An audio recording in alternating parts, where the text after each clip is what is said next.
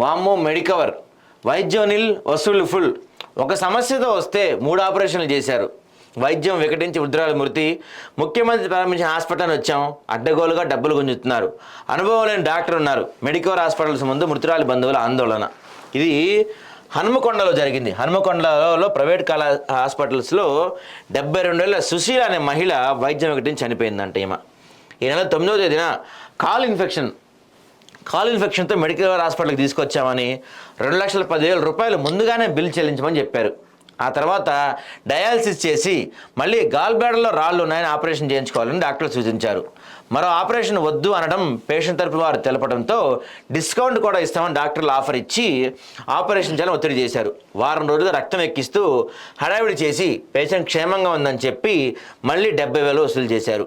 అటు పిదప రక్తస్రావం బాగా అవుతుందని చెప్పి ఈసీజీ తీసి చనిపోయిందని చావు కబురు చల్లగా చెప్పారంట.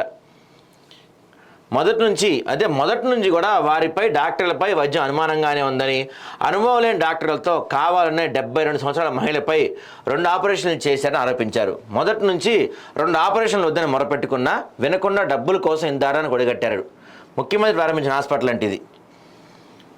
మేము ఎవరికీ సమాధానం చెప్పాల్సిన అవసరం లేదని దురుసుగా వ్యవహరించారు.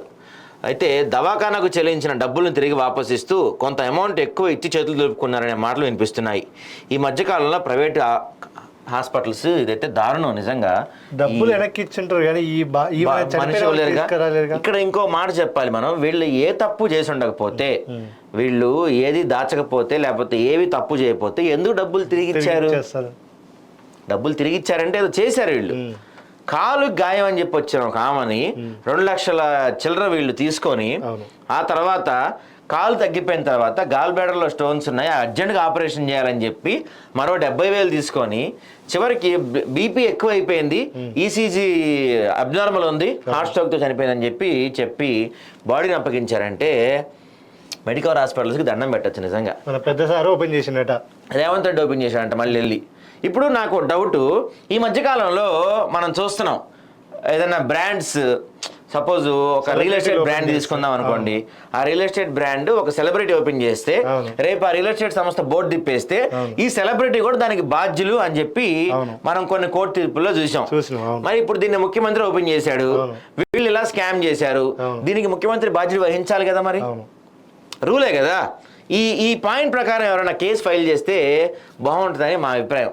కోర్టులో ఏమైనా సుమోటగా తీసుకున్నా బాగుంటుంది. ఎందుకంటే సెలబ్రిటీలు ప్రమోషన్ చేసిన వాటిల్లో వాళ్ళు ఏమన్నా స్కామ్ చేసినా, ఏమైనా మోసం చేసినా సెలబ్రిటీలు బాధ్యత వహించాలి.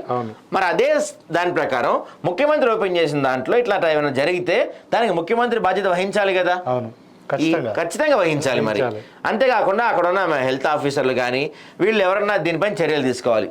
అసలు ప్రైవేట్ హాస్పిటల్కి ముందు మనం వెళ్ళటమే ఫస్ట్ వాళ్ళు అడిగే క్వశ్చన్ ఏంటో తెలుసా? మీ సమస్య ఏంటో, మీకు హెల్త్ బాగాలేదనా, లేకపోతే ఎందుకు వచ్చారు అంటే హాస్పిటల్కి వస్తే ఏం ప్రాబ్లం అని అడగరు. వాళ్ళు అడిగే ఫస్ట్ క్వశ్చన్ ఇన్సూరెన్స్ ఉందా, లిమిట్ ఎంత ఉంది, ఇవి ఫస్ట్ మనకు వచ్చే క్వశ్చన్స్. మన ఇన్సూరెన్స్ 10 లక్షలు ఉందని చెప్పామనుకో వాళ్ళకి, సపోజ్ మనల్ని స్వాగతంగా మంచిగా తీసుకెళ్ళి డాక్టర్ దగ్గర కూర్చోబెడతారు.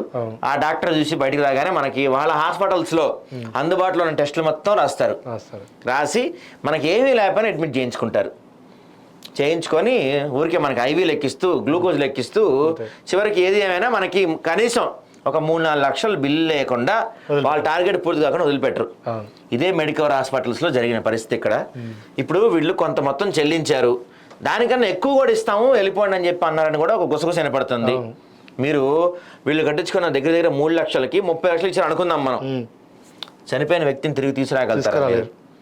ఇలాంటి వాటిపై మాత్రం చాలా వేగంగా చర్యలు తీసుకోకపోతే ఈ ప్రైవేట్ హాస్పిటల్స్ ఆగడాలు అంతు పొంతు లేకుండా పోతుంది.